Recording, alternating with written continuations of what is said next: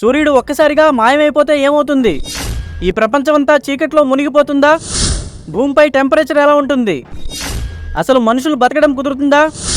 ఇలాంటి ప్రశ్నలన్నిటికీ సమాధానం తెలుసుకోవాలనుకుంటే ఈ వీడియో మొత్తం చూడండి. అండ్ అలానే మన ఛానల్ని ఇంకా సబ్స్క్రైబ్ చేసుకోకపోతే వెంటనే సబ్స్క్రైబ్ చేసుకొని పక్కనే ఉన్న బెల్ నోటిఫికేషన్ ఆన్లో పెట్టుకోండి. మన సోలార్ సిస్టంలో ఉన్న ఏకైక నక్షత్రం సూర్యుడు. ఈ భూమి మీద అన్ని రకాల జీవులు సూర్యుడి మీదే ఆధారపడి బ్రతుకుతున్నాయి. అయితే ఉన్నట్టుండి ఒక్కసారిగా సూర్యుడు అదృశ్యమైపోతే అది మనకు తెలియడానికి సుమారు 8.5 నిమిషాల సమయం పడుతుంది. ఎందుకంటే సూర్యుడి నుంచి వచ్చే లైట్ భూమిని దాదాపు 510 సెకండ్ల తర్వాత తాకుతుంది కాబట్టి. అండ్ మన సౌర వ్యవస్థలో అత్యంత ఎక్కువ గ్రావిటేషనల్ ఫోర్స్, గురుత్వాకర్షణ శక్తి కూడా సూర్యుడికే ఉంటుంది. దానివల్లే మిగతా గ్రహాలన్నీ సూర్యుడి చుట్టూ తిరుగుతూ ఉంటాయి. కాబట్టి సూర్యుడు మాయమైపోయిన కొన్ని నిమిషాల తర్వాత భూమి అంతకు ముందులాగా ఒక ఆర్డర్లో తిరగకుండా ఇష్టం వచ్చినట్టు అంతరిక్షంలో ట్రావెల్ చేస్తూ ఉంటుంది. అయితే ఈ ప్రపంచంలో అత్యంత వేగమైనది లైట్ స్పీడ్, కాంతి వేగం.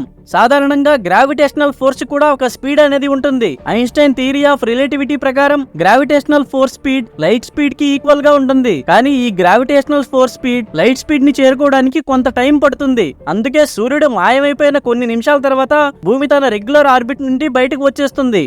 దీని అర్థం భూమి రాబోయే చీకటి గురించి ఎలాంటి ఐడియా లేకుండా అదృశ్యమైన సూర్యుడి చుట్టూ తిరుగుతూనే ఉంటుంది. ఆ 8.5 నిమిషాల తర్వాత భూమి మొత్తం శాశ్వతంగా చీకట్లో మునిగిపోతుంది.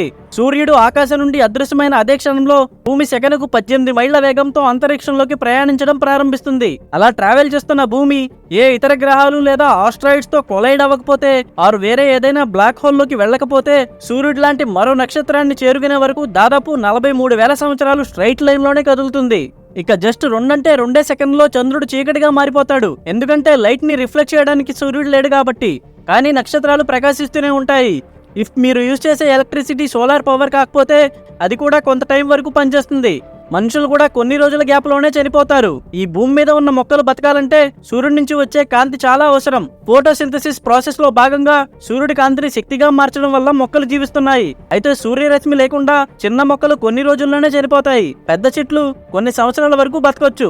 చాలా రకాల జంతువులు నెమ్మదిగా చనిపోతాయి. రాబందులు మాత్రమే ఎక్కువ కాలం బ్రతికే ఛాన్స్ ఉంటుంది. ఒక వారం లోపు భూమిపై యావరేజ్ టెంపరేచర్ 32 డిగ్రీల ఫారెన్హీట్ కు పడిపోతుంది. ఒక సంవత్సరం నాటికి దాదాపు -150 డిగ్రీస్ కి చేరుకుంటుంది. అండ్ అది మాక్సిమం -400 డిగ్రీస్ వరకు పడిపోతుంది. మహాసముద్రాల్లో నీరు కూడా మంచుతో గడ్డగట్టిపోతాయి. కొద్దిగా లోతుకు వెళితే అక్కడ చల్లని నీరు తగిలే అవకాశం ఉంటుంది. చివరికి సూర్యుడితో సంబంధం లేకుండా ఉండే కొన్ని రకాల నీటి జంతువులు మాత్రమే బ్రతకగలవు. ఫైనల్ గా కొన్ని బిలియన్ సంవత్సరాల తర్వాత భూగ్రహం మంచుగడ్డలాగా మారిపోయి అంతరిక్షంలో తిరుగుతూ ఉంటుంది. ఇలాంటి మరో ఇంట్రెస్టింగ్ టాపిక్ తో నెక్స్ట్ వీడియోలో కలుద్దాం. ఈ వీడియో కనుక మీకు నచ్చితే please like, share, comment and subscribe to our channel.